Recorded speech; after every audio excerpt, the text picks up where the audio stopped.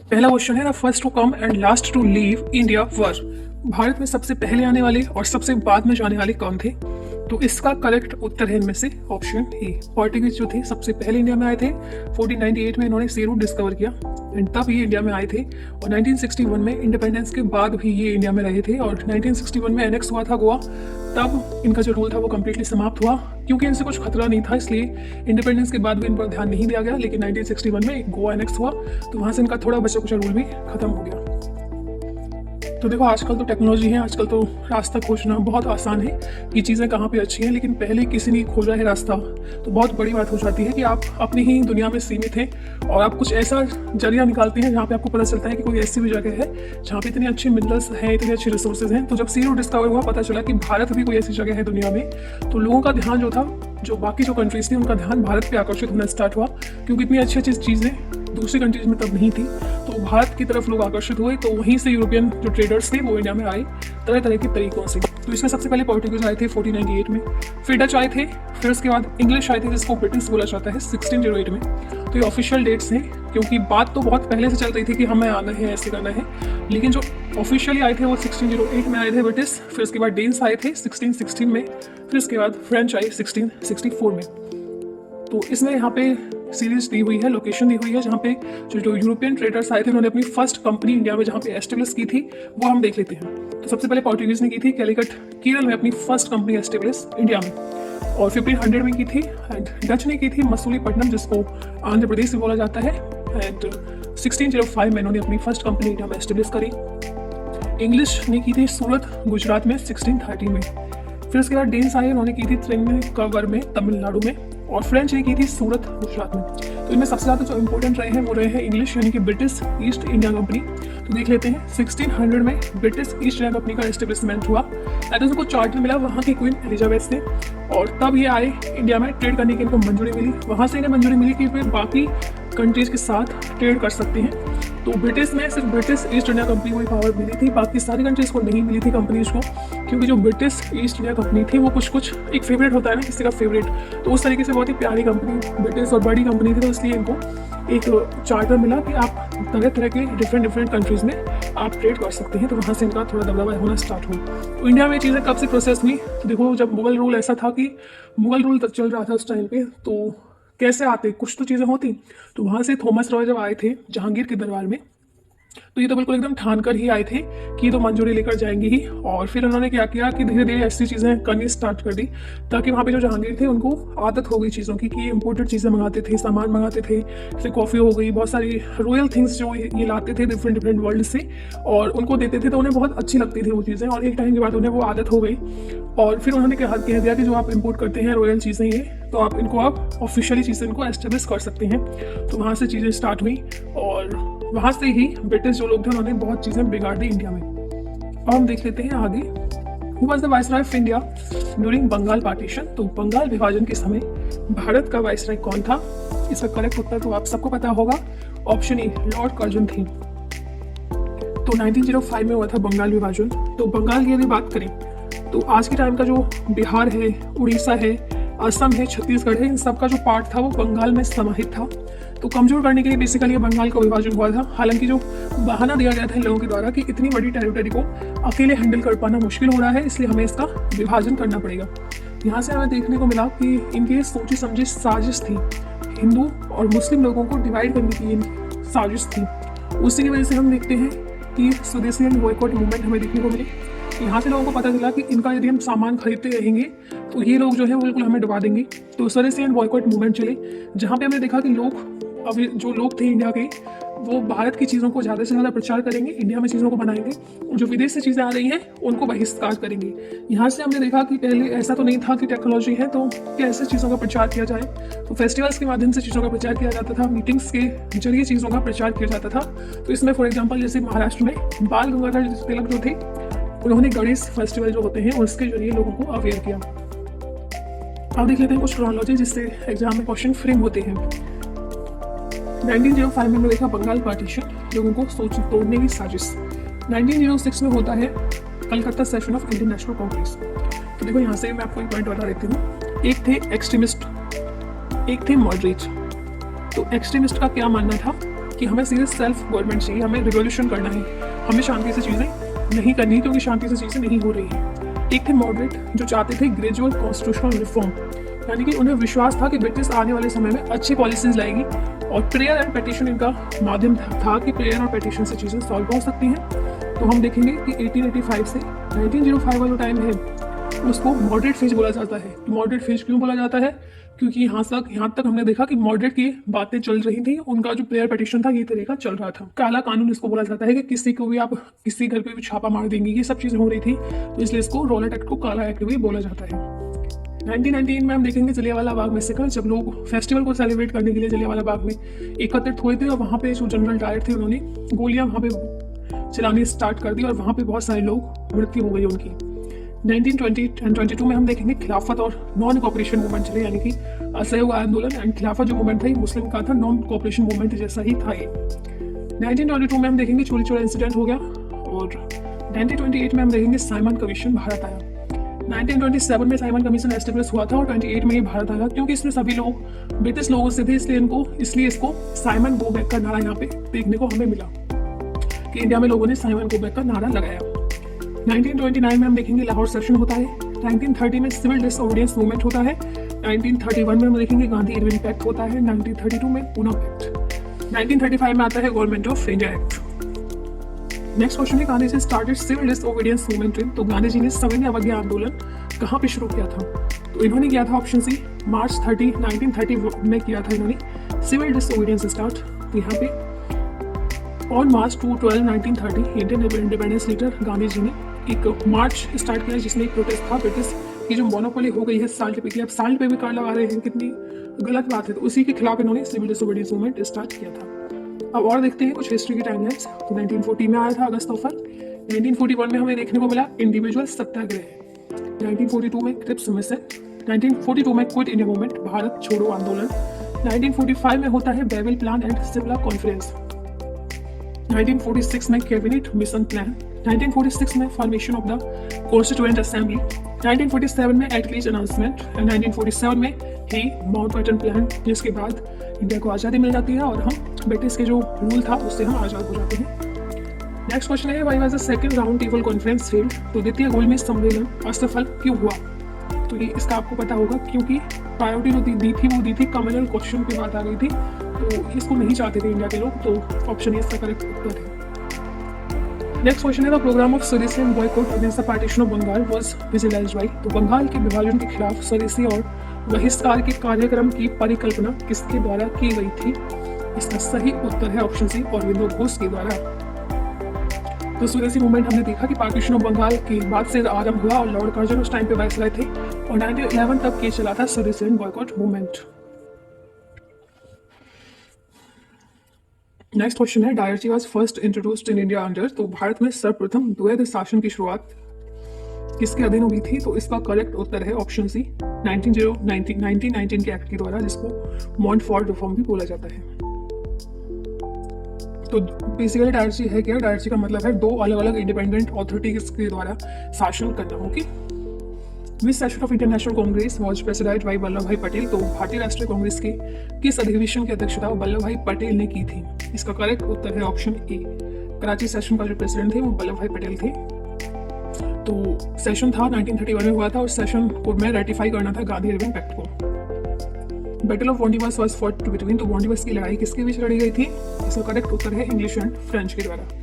Option D इसका सही जवाब है इंग्लिश एंड फ्रेंच। तो देखो हम देखेंगे कि जो ब्रिटिश लोग थे उनको ना तो गोवा से खतरा रहा क्योंकि गोवा भी अलग चीज़ों में लीन हो गई, और ना ही उसको डच से था क्योंकि ये भी अलग चीज़ों में लीन हो गई। अब बचा कौन? फ्रेंच। तो इनके बीच क्या हुआ? तो पहले मैं आपको बता दूं कि बैटल ऑफ वांडीवास फॉट हुआ था 1760 में। ये part of third Carnatic war था जो 1757 से 63 में चला, और कुछ लोग यहाँ पे 78 भी लिखते हैं, तो दोनों ही इसमें हो जाएंगे। आप इसको देख लो एक बार। तो जिस तरीके से क्वेश्चन है उस तरीके से आपको आंसर देना है। तो देखो 1740 में चल रहा था यूरोप में ऑस्ट्रियन राज, तो वहाँ पे इन दोनों लोगों के बीच में टेंशन थी, इंग्लिश और फ्रेंच के बीच में। तो कौन गद्दी पे बैठे यूरोप की पे, ये इसमें टेंशन थी। तो 1745 में हम देखेंगे कि जो ब्रिटिश थे उन्होंने इंडियन ओशन में खड़े हुए फ्रेंच शिप जो थे उस पर अटैक किया। तो यहाँ से आकर फ्रेंच लोगों को गुस्सा और नाराजगी हो गई। तो इसी के साथ शुरू होती है इनके बीच की आपस की लड़ाई, और जो फ्रेंच थे इसके बाद उन्होंने मद्रास को कैप्चर कर लिया। लेकिन धीरे धीरे चीज़ें ऐसी हो गई कि इन दोनों को समझौते पे कायम होना पड़ा, जिसमें एक संधि हुई थी ब्रिटिश और फ्रेंच के बीच में एलेक्स ला चैपल की। एलेक्स ला चैपल के साथ इन दोनों का समझौता हो गया और वापस से जो फ्रेंच था वो फ्रेंच ने जो मद्रास कैप्चर किया था वो वापस ब्रिटिश लोगों के अधीन हो गया। और क्योंकि कर्नाटक रीजन में सारी चीज़ें हो रही थी तो इसलिए इसको कर्नाटक वॉर बोला जाता है। Which was the immediate cause of first Karnataka war. तो प्रथम कर्नाटक युद्ध का तत्कालिक कारण कौन सा था? तो इसमें भी मैंने आपको बताया capture of French ship by British. तो ब्रिटिश ने जो फ्रेंच शिप्स थी उन पर अटैक करना स्टार्ट कर दिया, तो ये इसका इमीडिएट कॉज था फर्स्ट कर्नाटक वॉर का। और क्योंकि कर्नाटक रीजन में हो रही थी चीज़ें इसलिए इसको फर्स्ट कर्नाटक वॉर बोला जाता है, लेकिन हो रही थी ब्रिटिश और फ्रेंच के बीच में, तो कर्नाटक रीजन में हो रही थी इसलिए इसको कर्नाटक वॉर बोला जाता है। तो फर्स्ट कर्नाटक वॉर का टाइम पीरियड था 1714 से वो स्टार्ट हुई थी, क्योंकि जब ऑस्ट्रियन वॉर चल रहा था, और 48 तक ही समाप्त हुई थी। In India the Dutch established earliest factory eight. तो भारत में डचों ने अपना पहला कारखाना कहाँ स्थापित किया था? तो इसका करेक्ट उत्तर है ऑप्शन ए, मसूलीपट्टनम में किया था 1605 में। Tipu Sultan died fighting the English forces under. तो टीपू सुल्तान किसके अधीन अंग्रेजी सेना से लड़ते हुए मारा गया? तो उस टाइम पे जो बातें हो रही थी वो थी लॉर्ड वेलेस्ली के टाइम की ये बात है। तो फोर्थ माइजर बार जो समाप्त हुआ था वो कैप्चर ऑफ सेरिंगपट्टनम 1799 के बाद चीजें समाप्त हो गई। Who among the following was not known as moderate in the national movement? तो उन में से किसी राष्ट्रीय आंदोलन में उदारवादी के रूप में नहीं जाना जाता था। तो हमने पिछली स्लाइड में देखा कि एक मॉडरेट फेज था, एक एक्सट्रीमिस्ट था। मॉडरेट का 1885 से 1905 तक चला था, क्योंकि तब तक मॉडरेट की ही चीज़ें हो रही थी। फिर एक्सट्रीमिस्ट जो थे वो आए रास्ते में कि चीज़ें सही नहीं हो रही हैं, तो वहाँ से ही दोनों की टकराव देखने को हमें मिलती है। तो इसमें पूछा गया है कि मॉडरेट इनमें से कौन सा नहीं था। तो इसका करेक्ट उत्तर हो जाएगा ऑप्शन ए, जो बाल गंगाधर तिलक थे एक्सट्रीमिस्ट में आते हैं, ना कि मॉडरेट में। तो इनकी जो थिंकिंग थी वो एक्सट्रीमिस्ट टाइप की थी। तो बाकी सब दादा भाई नानाजी, एमवी रनाडी एंड गोपाल कृष्ण गोखले तीनों जो थे मॉडरेट थे। Who betrayed Siraj-ud-Daulah in the Battle of Plassey in 1757? तो 1757 में प्लासी के युद्ध में सिराज प्रथम दौला को किसने धोखा दिया था? इसका करेक्ट उत्तर हो जाएगा ऑप्शन सी, मीर जाफर। इसमें भी जो ब्रिटिश लोग थे इंग्लिश थे वो जीत गए थे। Battle of Plassey 1757। Poona pact 1932 was an agreement between. तो पूना पैक्ट 1932 किसके बीच समझौता था? तो ये समझौता था गांधी जी और अम्बेडकर के बीच में।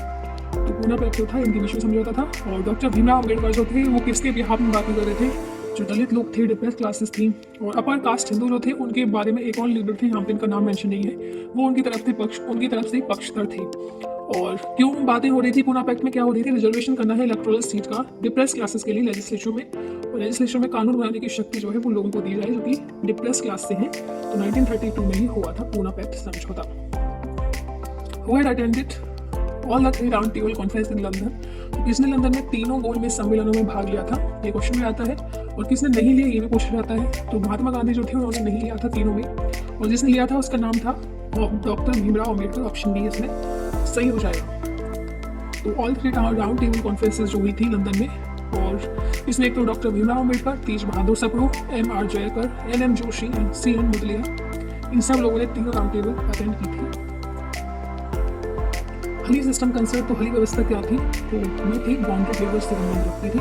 ऑप्शन ए इसका करेक्ट उत्तर है। तो हलिया जो थे एग्रीकल्चर बॉन्डेड लेबर थे, जो कि दूसरे पर्सन की जमीन पे काम करते हैं। उनको बेगार भी डिफरेंट रीजन में इनका डिफरेंट नाम था, और नॉर्थन साइड में इसको बेगार बोला जाता था। Kuka movement started in mid 19th century. तो कूका आंदोलन 19वीं सदी के मध्य में शुरू हुआ था। कहाँ पे? तो याद रख लो, मूवमेंट से भी क्वेश्चन आते हैं। Option A western Punjab. तो राम सिंह जो थे इनके लीडर थे, 1872 में हुआ था। और कूका जो थे इनको नामधारी में बोला जाता था। एक सिख धर्म के अंदर एक संप्रदाय है, कम्युनिटी है, याद रखना। Who were the leader of Indigo Revolt? तो नील विद्रोह के नेता कौन थे? तो इसका करेक्ट उत्तर हो जाएगा ऑप्शन ए, दिगंबर विश्वास एंड विष्णु विश्वास। तो बंगाल में हुआ था इंडिगो रिवोल्ट। साल था 1859 एंड 60। बिलू मुटुनी भी इसको बोला जाता है।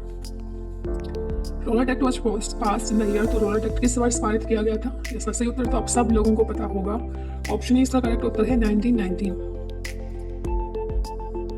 तो इसके अंतर्गत क्या था कि जो भी कुछ भी पॉलिटिकल केसेस होंगे उनको जूरी की परमिशन के बिना उनको सस्पेक्शन पे ही आप उनको बंदी बना सकते हैं। Who were the leader associated with the Santhal rebellion of 1855 and 1856? तो 1855-6 में संथाल विद्रोह से जुड़े नेता कौन थे? तो इसका करेक्ट उत्तर हो जाएगा ऑप्शन ए, सिद्धू एंड कानू जो थे वो संथाल रेबेलियन से जुड़े थे। तो संथाल रेबेलियन जो है इसको संथाल हुल भी बोला जाता है। एक रिवोल्ट था संथाल के द्वारा जो आज के प्रेजेंट डे झारखंड में रहते हैं। किसके अगेंस्ट था? British east India company. और जमींदारी सिस्टम जो चालू हुआ था वहाँ पे जो तो चीज़ें लोग विद्रोह क्यों करेंगे? कुछ गलत होगा, या तो ब्रिटिश लोग कुछ गलत, उनकी पॉलिसीज जो ऐसी थी लैंड रेवेन्यू के अंतर्गत जो पॉलिसीज थी, इतनी सारी पॉलिसीज उन्होंने बनाई थी गलत गलत, तो उसके खिलाफ विद्रोह करेंगे लोग अलग अलग पार्ट में इंडिया के। तो हम इन्हीं के माध्यम से कवर करते हैं लोगों ने कहाँ कहाँ पे विद्रोह किया। एक हुआ था मोपला रिवोल्ट ऑफ 1927, मोला कहाँ पे लिखा है यार, Moplah revolt of 1921 took place in. तो 1921 का मोपला विद्रोह कहाँ पे हुआ था? केरल में हुआ था। ये ऑप्शन में सही हो जाएगा इसमें। तो एक कल्मिनेशन सीरीज है ये राइट्स की। मुप्पिला मुस्लिम जो थे केरल के 19th और 20th सेंचुरी में किसके खिलाफ थी? ब्रिटिश और हिंदू लैंड लॉर्ड जो थे मालाबार की, उनके खिलाफ थी। मुस्लिम का एक युद्ध था ये, और इसको लैड किया था, यानी कि इसमें नेतृत्व किया था बरिया मुनकनत कुंजा मोहम्मद हजी ने। Kol revolt of 1831-32 was led by. तो 1831-32 के कोल विद्रोह का नेतृत्व किसने किया था? इसका करेक्ट उत्तर हो जाएगा ऑप्शन ए, बुद्धू भगत ने। तो कोल रिवोल्ट रेबेलियन जो था, या फिर रिवोल्ट बोल सकते हैं आप, ये कोल जो लोग थे वहाँ पे छोटा नागपुर रीजन की, उसका एक नेतृत्व था, उसका एक विद्रोह था। First mass movement started by Mahatma Gandhi was. आगे बढ़ने से पहले वीडियो को लाइक करें, एंड अगर आपको अच्छी लग रही है तो चैनल को सब्सक्राइब करें। First mass movement started by Mahatma Gandhi was. तो महात्मा गांधी के द्वारा शुरू किया गया पहला जन आंदोलन कौन सा था? इसका करेक्ट उत्तर है option B, non cooperation movement. 1920 में हुआ था नॉन कोऑपरेशन मूवमेंट, और ये फर्स्ट मास मूवमेंट था महात्मा गांधी जी के द्वारा। Next question is, first Indian factory act 1881 was pass by. तो पहला भारतीय कारखाना अधिनियम किसके द्वारा पारित किया गया था? इसका करेक्ट उत्तर है ऑप्शन डी, लॉर्ड रिपन के द्वारा। तो 1881 जो था उसका एम था कि जो कंडीशन है, वर्किंग कंडीशन है लेबर की, उसको इम्प्रूव करना है, और जो चिल्ड्रन है 7 एज से जिनकी कम एज है उसको प्रोहिबिट करना है कि वो किसी भी फैक्ट्री में काम ना करें। लीडर ऑफ बारडोली सत्याग्रह 1928 में जो हुआ था, उसके कौन थे नेता? बारडोली सत्याग्रह के नेता कौन थे? इसका करेक्ट उत्तर हो जाएगा ऑप्शन ए, सरदार वल्लभ भाई पटेल। याद रखना इंपॉर्टेंट है। तो बारडोली जो सत्याग्रह था, एक पीसेंट मूवमेंट था, यानी किसानों का मूवमेंट था। ब्रिटिश गवर्नमेंट का जो डिसीजन था कि उनको लैंड रेवेन्यू को बढ़ाना है, तो उसके खिलाफ था। वल्लभ भाई पटेल की तरह ये तो ब्रिटिश को भी कोशिश कर रहे थे कि भैया उनको लूटना है एकदम, तो रेवेन्यू अपनी पॉलिसीज बढ़ाएंगे, टैक्स को बढ़ा देंगे, लोगों को लूटेंगे, तो ये सारी चीज़ें वो कर रहे थे, और इनका भुगतान भी इसको करना पड़ा। तो हमने मॉडरेट देखे थे पिछले साइड में कि कौन कौन थे। अब हम देखेंगे एक्सट्रीमिस्ट। तो which one of the following was not an extremist? तो इसमें से कौन सा है जो कि नहीं है? तो इसका तो आपको पता चल गया होगा क्योंकि पिछली स्लाइड में मैंने आपको बता दिया है। तो देखो, इसका सही उत्तर है ऑप्शन डी, यानी कि गोपाल कृष्ण गोखले जो थे वो मॉडरेट थे, ना कि एक्सट्रीमिस्ट। तो बाल गंगाधर तिलक हुए, मदन लाल धिंगड़ा हुआ, उधम सिंह हुए, ये तीनों जो थे एक्सट्रीमिस्ट थे। ओके। व्हाट वाज कोमागाता मारू? तो कोमागाता मारू क्या था? ये एक नेवल शिप था जो कि कनाडा में जा रहा था। ये naval ship on voyage to Canada. Option C इसका करेक्ट उत्तर है। तो ये जो कोमागाता मारू इंसिडेंट है, इसमें जापानीज स्टीमशिप कोमागाता मारू, जिसमें ग्रुप ऑफ लोग जो थे फ्रॉम ब्रिटिश इंडिया, वो इमिग्रेट करने की कोशिश कर रहे थे कनाडा में अप्रैल 1940 में, लेकिन मोस्ट ऑफ द पीपल जो थे यहाँ पे उनको एंट्री नहीं मिली, एंट्री देने से मना कर दिया। वो वापस से कलकत्ता में उनको रिटर्न कर दिया गया, भेज दिया गया। यहाँ से देखते हैं हम कि जो इंडियन इंपीरियल थे, उनकी जो पुलिस थी, उन्होंने इन लोगों को अरेस्ट कर लिया, ठीक है, और एक राइट्स यहाँ पे हो गए, और पुलिस जो थी उसके द्वारा लोगों को गोली मार दी गई, जिसमें से 22 लोगों की मौत हो गई। तो इसे में बोला जाता है Komagata Maru incident. At which place of Bihar Gandhi ji started satyagraha movement for the first time in India? तो गांधी जी ने भारत में पहली बार बिहार के किस स्थान पर सत्याग्रह आंदोलन किया था? इसका सही उत्तर आप लोगों को पता होगा, ऑप्शन ए इसका सही उत्तर है Champaran. Pioneer of communism in India was. तो भारत में साम्यवाद की प्रेरणा कौन थी? इसका करेक्ट उत्तर है option A, M.N.. Roy. Battle of Plassey was took place in which year? तो प्लासी का युद्ध किस वर्ष हुआ था? इसका करेक्ट उत्तर है ऑप्शन ए, 1757, यानी कि 1757 में हुआ था बैटल ऑफ प्लासी। तो बैटल ऑफ प्लासी जो था वो लड़ा गया था सिराजुद्दौला, जो कि उस टाइम पे बंगाल के नवाब थे, और ईस्ट इंडिया कंपनी की फोर्सेज जो रॉबर्ट क्लाइव के द्वारा नेतृत्व किया गया था ऐसा। तो 2 यूज हुआ था, और लास्ट में जो ब्रिटिश लोग थे उनकी जीत हो गई थी। Dream theory was propounded bye. तो ये सिद्धांत किसके द्वारा प्रतिपादित किया गया था? इसका करेक्ट उत्तर है ऑप्शन बी, दादा भाई नौरोजी के द्वारा। First truly revolutionary organization in Bengal was. तो बंगाल में पहला वास्तविक क्रांतिकारी संगठन का नाम क्या था? तो इसका नाम था option B, Anushilan Samiti. Brahma Vidya Panchakam is a Sanskrit work of. Brahma Vidya पंचकम किसकी संस्कृत कृति है? तो ये है ऑप्शन ए, श्री नारायण गुरु की। ये एक इंडियन सॉफ्टवेयर रिफॉर्मर है। Deccan rights of 1874-75 in Maharashtra were directed against. तो महाराष्ट्र में 1874-75 के दक्कन की दंगे किसके खिलाफ निर्देशित थे? इसका करेक्ट उत्तर है ऑप्शन बी, मनी लेंडर्स के खिलाफ। तो ये पीजेंट थे बॉम्बे के जिन्होंने रेबिलियन किया था, जो भी उनके केस चल रहे थे उस टाइम पे उनके खिलाफ। Who is called as the prophet of new India, तो नई भारत का पैगंबर किसे बोला जाता है, तो ये बोला जाता है ऑप्शन बी, श्री रामकृष्ण को, याद रखना। तो स्वामी विवेकानंद जी ने बोला था रामकृष्ण जी को prophet of new India. Upliftment of the backward classes had been the prime, तो पिछड़े वर्ग का उत्थान प्रमुख किसमें था, इसका करेक्ट उत्तर है ऑप्शन सी, सत्यशोधक समाज में ये बात हुई थी कि अपलिफ्टमेंट करना है जितनी भी बैकवर्ड क्लासेस हैं। तो देखो आजकल तो एकदम समानता है, लेकिन पहले से हम देखेंगे हिस्ट्री में तो हमें पता चलेगा कि कितनी ज़्यादा असमानता रही है, तभी लोगों को आवाज़ें उठानी पड़ी क्योंकि बहुत ज़्यादा असमानताएं थी। छुआछूत वाली भी चीज़ें पहले बहुत प्रेवलेंट थी लेकिन अब नहीं है, तो अभी चीज़ें चेंज हुई हैं, लेकिन पहले बहुत सारी चीज़ें ऐसी थी जिसके खिलाफ आवाज़ उठाना वो हो गया था नेसेसरी। तो सत्यशोधक समाज का मतलब होता है सत्य अर्थात सच की खोज करने वाला समाज। एस्टेब्लिश हुई थी ये ज्योतिबा फूले ऑन 24 सितंबर 1873। क्या एम था इसका, जो कि शूद्र है, अनटचेबल कास्ट के लोग हैं, उनको लाइबरेट करना है, और उनकी जो थॉट है वो स्लेवरी में भी मेंशन है। Companies monopoly of trade was established by the act of, तो कंपनी के व्यापार के एक अधिकार को किसके अधिनियम के द्वारा समाप्त कर दिया गया था।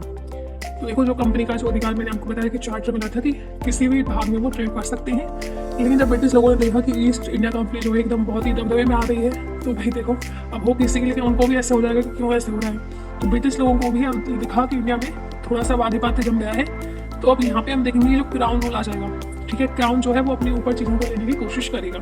तो यहाँ पे हम देखते हैं कि 1813 में जो कंपनी की मोनोपोली थी वो बाकी सब चीज़ों में हटा दी गई, और जो चाय था और जो चाइना था, इन दोनों में जो थी वो कंपनी की मोनोपोली रह गई थी, बाकी सब में हटा दी। और 1833 में तो सब में हटा दी, चाय भी हटा दी, चाइना भी हटा दिया।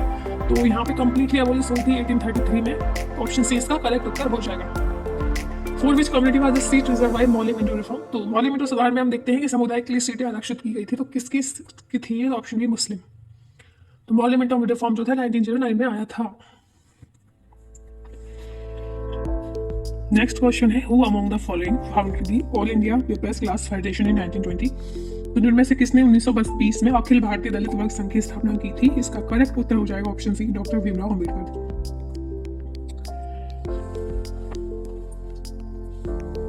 Who led the salt satyagraha movement with Mahatma Gandhi, तो महात्मा गांधी के साथ नमक सत्याग्रह आंदोलन का नेतृत्व किसने किया था, इसका करेक्ट उत्तर है ऑप्शन ई, सरोजनी नायडू ने। Which of the following organization या फिर person oppose the quit India movement, तो जिनमें से किस संगठन ने, व्यक्ति ने भारत छोड़ो आंदोलन को स्वीकृति नहीं दी थी, इसका सही उत्तर है option D, doctor Bhimrao Ambedkar. Hindu Mahasabha और मुस्लिम लीग जो चाहते थे वो नहीं चाहते थे कि भारत छोड़ो आंदोलन हो। British government introduce the portfolio system for the first time इन, तो ब्रिटिश सरकार ने पहली बार पोर्टफोलियो सिस्टम कब शुरू किया था, 1861 में। तो पोर्टफोलियो सिस्टम था क्या, जैसे आजकल हम देखते हैं कि डिपार्टमेंट जो है डिफरेंट मिनिस्ट्री के अंतर्गत आते हैं, जैसे डिपार्टमेंट ऑफ स्पेस है, प्राइम मिनिस्टर के अंतर्गत आता है, होम अफेयर्स हैं, अलग अलग डिपार्टमेंट है, डिफेंस का डिपार्टमेंट है, या फिर रेलवे का है, टूरिज्म का है, ये सब अलग अलग मिनिस्ट्रीज के अंतर्गत आते हैं। तो ये चीज़ें स्टार्ट हुई थी 1861 में, ऑप्शन इसका सही जवाब हो जाएगा। 1861 को बोला जाता है इंडियन काउंसिल एक्ट, और ये इंट्रोड्यूस हुई थी लॉर्ड कैनिंग के द्वारा, ये भी याद रख लेना। 1859 में ये इंट्रोड्यूस हुआ था कि पोर्टफोलियो होना चाहिए, और इंडियन काउंसिल एक्ट 1861 के अंतर्गत ये चीजें पारित हो गई थी। Okay, who founded the Indian reform association in 1870, तो 1870 में भारतीय सुधार संघ की स्थापना किसने की थी, इसका सही उत्तर है केशव चंद्र सेन ने।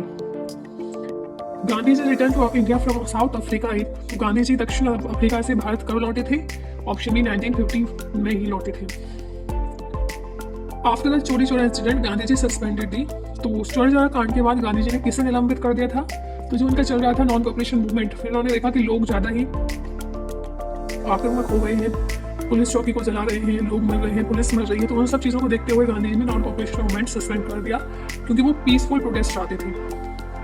Famous book Gulamgiri was written by, तो प्रसिद्ध पुस्तक गुलामगिरी किसके द्वारा लिखी गई है, इसका करेक्ट उत्तर है ऑप्शन सी, ज्योतिराव फुले के द्वारा।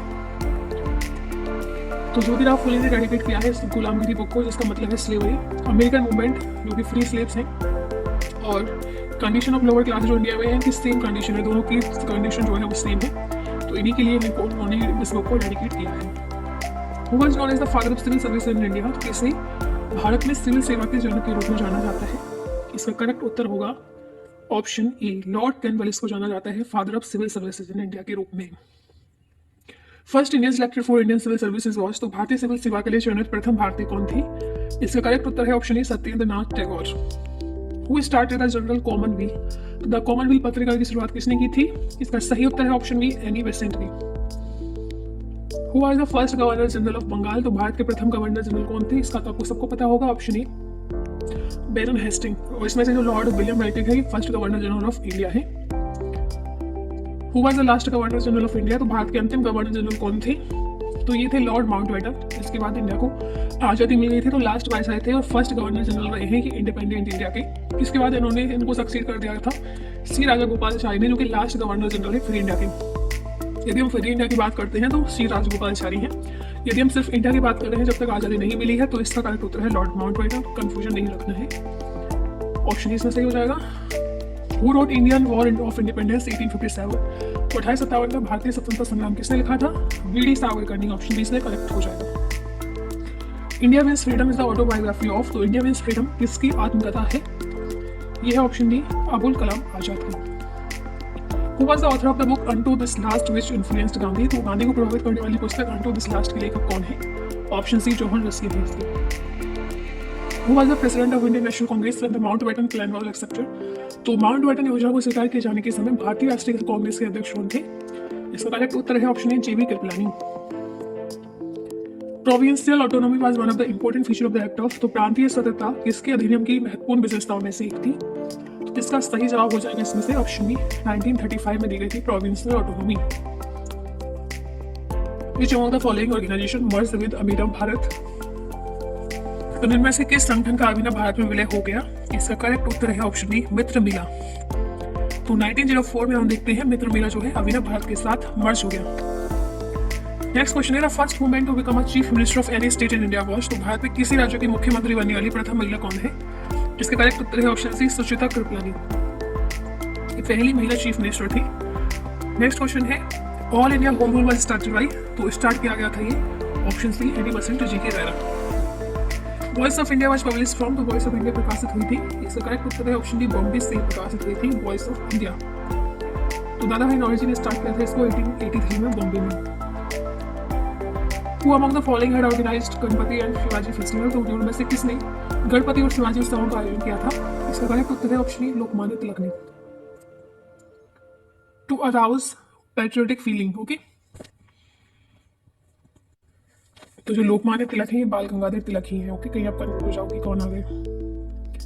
इन रेफरेंस टू मराठा एडमिनिस्ट्रेशन सुर नवाजी डिफर्स, तो मराठा प्रशासन के संदर्भ में सुरनवीस किससे संबंधित रखता है? इसका करेक्ट उत्तर है option A head of royal correspondence को बोला जाता है सोर्नोवीस, ओके। तो ऑप्शन ए इसमें करेक्ट हो जाएगा।